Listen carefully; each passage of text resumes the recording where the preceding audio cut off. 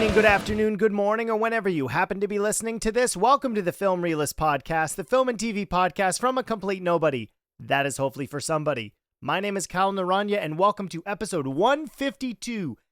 And on this week's episode of the podcast, well, technically the second episode of the week, I will be giving my full spoiler thoughts on Ironheart. By the time you're listening to this, all 6 episodes are now available on Disney+.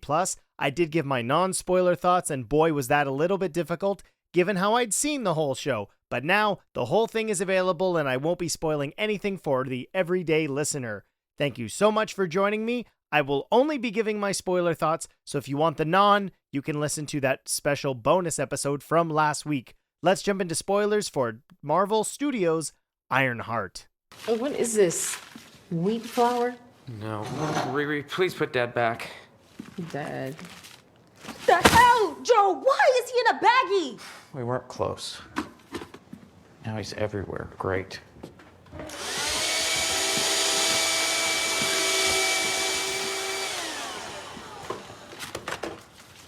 Obadiah. Let's see. A rich techie whose dad's name was Obadiah S? Obadiah is a common name. It absolutely is not. The first place I want to start with this spoiler review is I love Riri Williams' story in this show. Of course, we were introduced to her in Black Panther Wakanda Forever, but establishing that character's actual backstory, where she comes from, and her mentality behind what she does, you get snippets of it in Black Panther Wakanda Forever, but she has this whole backstory. She was a witness to an accidental shooting. Her family, she comes from a blended one, losing her best friend and her stepdad, and it's her stepdad's love of Iron Man that draws her to wanting to make this iron suit, as opposed to, and it's brought up to her by her mom, all these things she could do with her intellect, and targeting her specific focus on that because of her love for Gary, her stepdad, really just shows how much he mattered to her, and obviously, subconsciously, the creation of her own AI, because after being expelled from MIT, she needs to make her own that helps her run her Ironheart suits. The result of this being Natalie, which is a full algorithm, or not anagram, but I don't want to come up with that right now.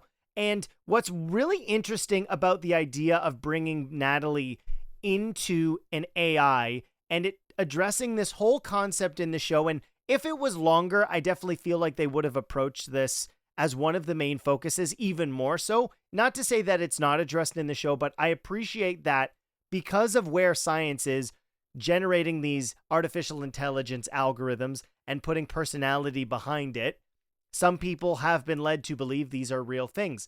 And the introduction of that into this show, and this idea that regardless of the Natalie AI coming from subconscious memories that Riri had, that she herself deals with, is this my friend or is this just a computer program? And the back and forth with what it means to be alive, and the performance that we get from Lyric Ross is brilliant in this show. She's most notably known as Deja from This Is Us, and that fine line with knowing she's a computer program, thinking she's alive, and the way that her relationship with everybody as a whole really just shows a faceted different interpretation of what it means to see this person literally brought back from the dead. Her own brother having an existential crisis with what this could possibly mean because of that was really interesting. And again, the show runs for just under 6 hours.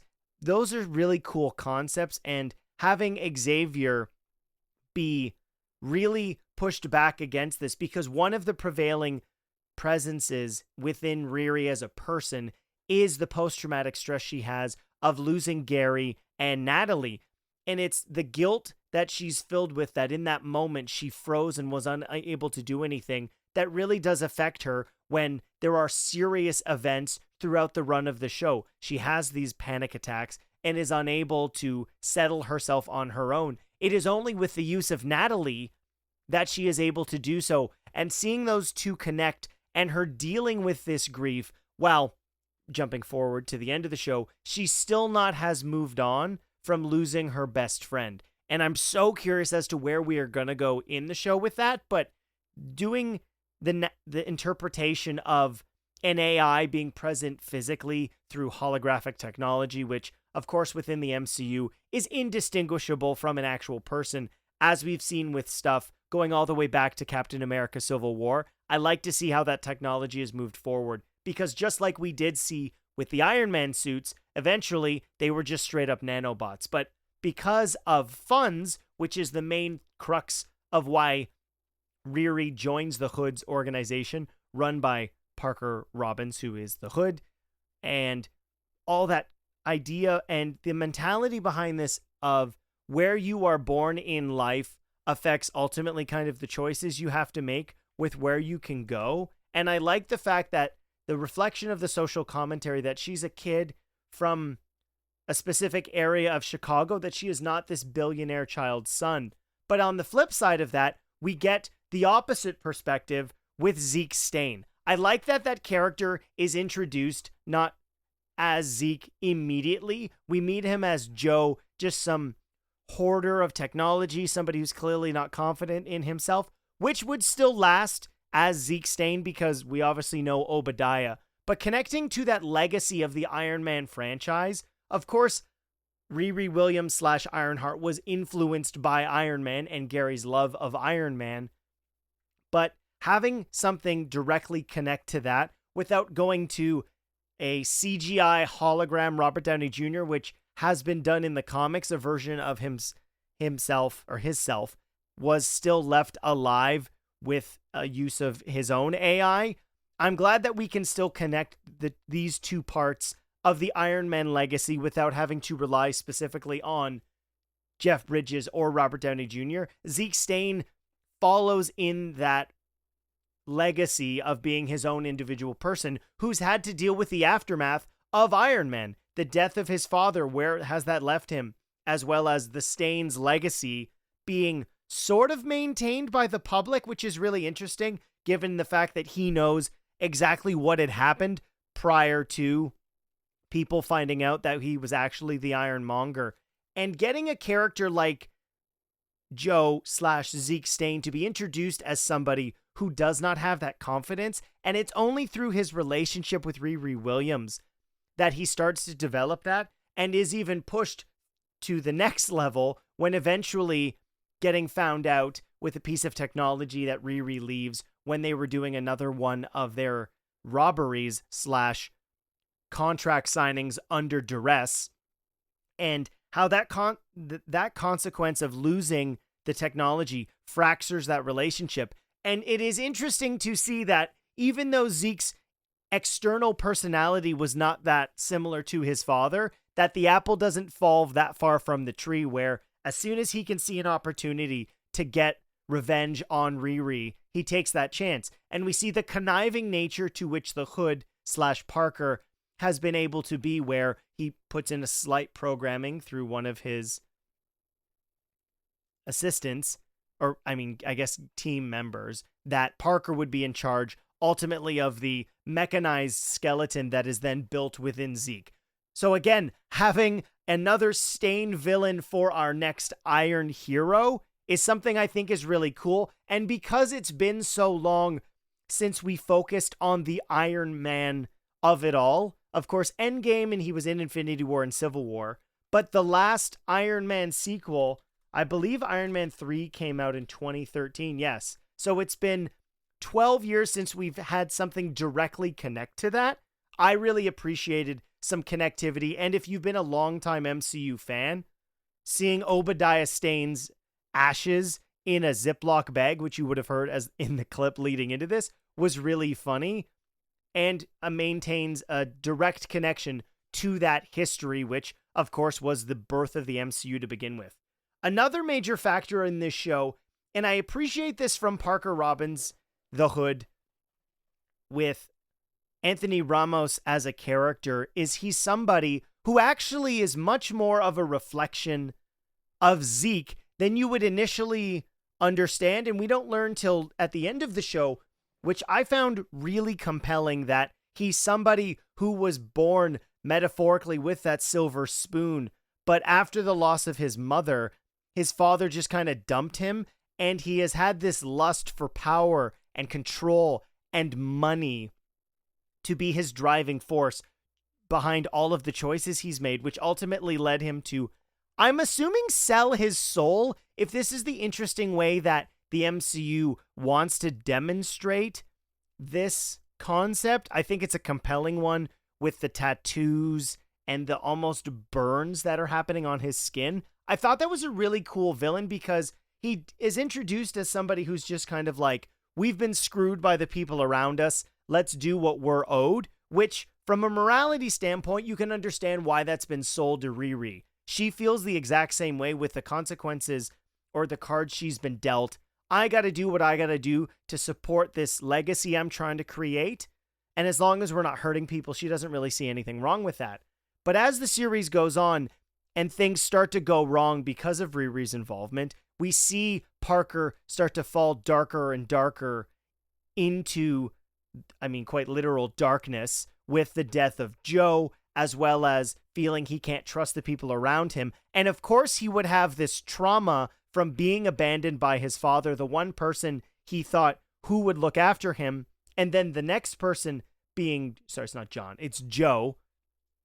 And his accidental death at the hands of Riri fractures all of his relationships, and he is completely lost and gone and will do whatever he needs to do to achieve this power. But so as we know with so many deals that the devil makes, or any character of darkness or demon of any regards, that there's an emptiness even when achieving one's goals, that money and power are not going to fill that emotional hole that you have within yourself, that in this instance, it's one of abandonment, and those things were never going to fulfill the want and need that he had for himself.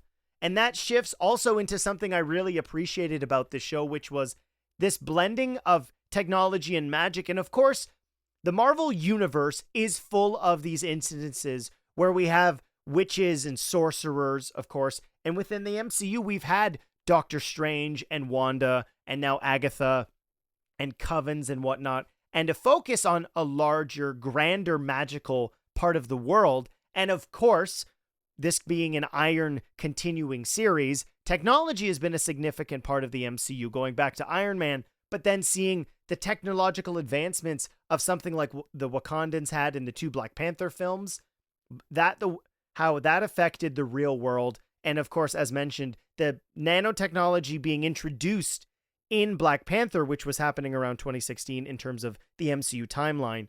And then jumping forward into 2018, at that point, Tony Stark had developed that technology. And to see where we are now, and those two entities going head to head, is a classic element of fiction, technology and magic. And the introduction of magic in kind of a small drugstore or convenience store introduction, which ironically enough, I didn't really think about until just now. And the way that that connects to stuff we had in like Agatha all along, which was we had people who may have lost their powers or were only functioning on a smaller degree because they did not fulfill their training at Carmartage or within a coven, that they are kind of just small scale magic, whether that be elixirs, potions, maintaining somebody's youth or the quality of their hair, and being almost a magical esthetician.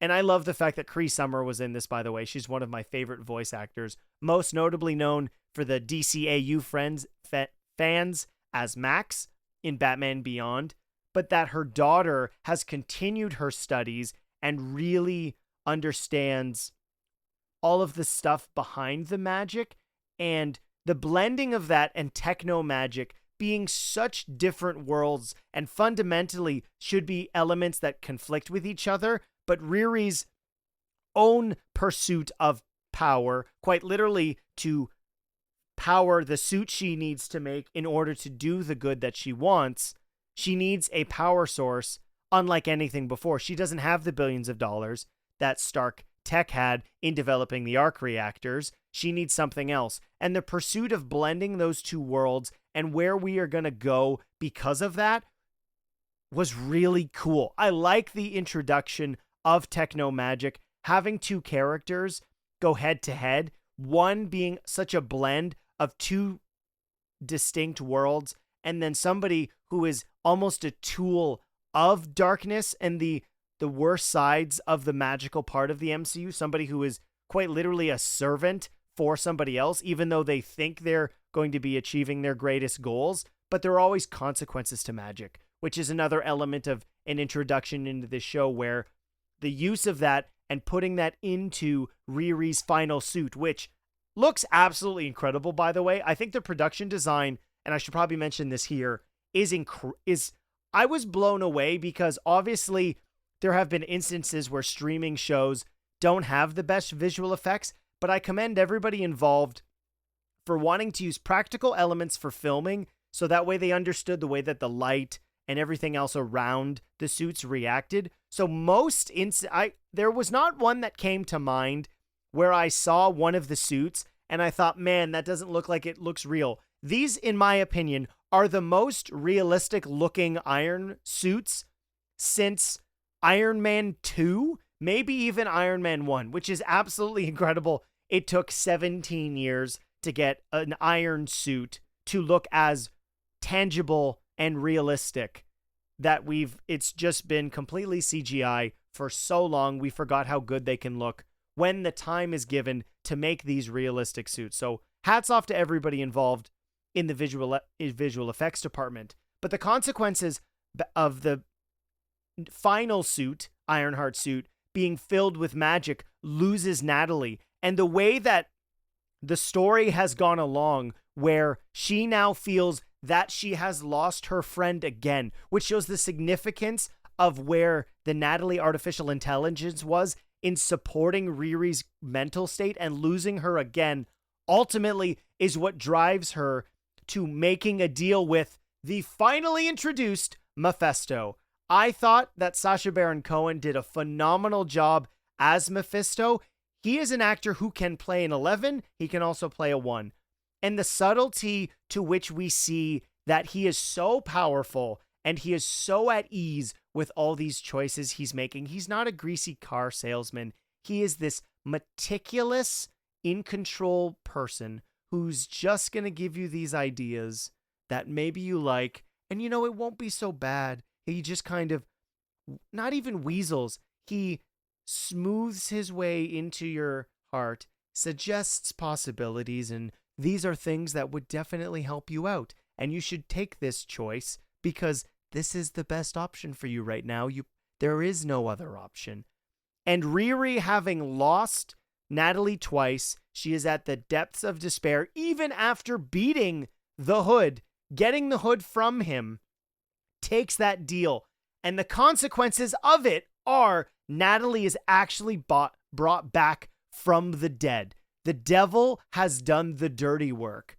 But as we saw with Parker Robbins, there are consequences, and we see the same manifestation of this choice starting on Riri, which is so interesting, especially with where we're going in Avengers Doomsday and Avengers Secret Wars. There's no way we're not going to be getting a Young Avengers. There's just too many characters that they have introduced for that not to happen. So the consequences of that agreement are for sure going to be seen. And what is the aftermath of the devil in control of Riri Williams? I'm super excited to see where that is. Also, Mephisto is part of arguably the most controversial Spider-Man story of all time, which is, if you're not a comic book fan, is titled One More Day, which is a substantial event. I don't even want to spoil it for you here, but the following comic book run of that was Spider-Man Brand New Day, which, of course, is the title of Tom Holland's 4th Spider-Man movie. So, I'm just going to put that theory out there that those things are going to be connected. I have no idea if that's the case, but I would not be surprised. That will do it for my full spoiler thoughts on Ironheart. Have you had a chance to watch all 6 episodes yet? Have you watched any of them? Are you planning on it? If you saw the whole series, make sure to let me know in the comments. Thank you so much for listening to the Film Realist podcast. This has been episode 152. As stated in the Formula 1 episode of the podcast, next week's episode will be a review of Jurassic World Rebirth. And I'll reiterate the question of the week here. What is your favorite dinosaur? To let me know, you can comment below. You can email the podcast filmreelistspod@gmail.com, or you can @filmreelist on any of the social medias. Just make sure to include the hashtag QOTW. If you haven't yet, please leave a 5-star review on your favorite podcast platform. Or if you want to do something extra, you can write a review, which I will read on the show. Thank you to everybody for listening to the podcast. My name is Kyle Naranya, and I will see you next time.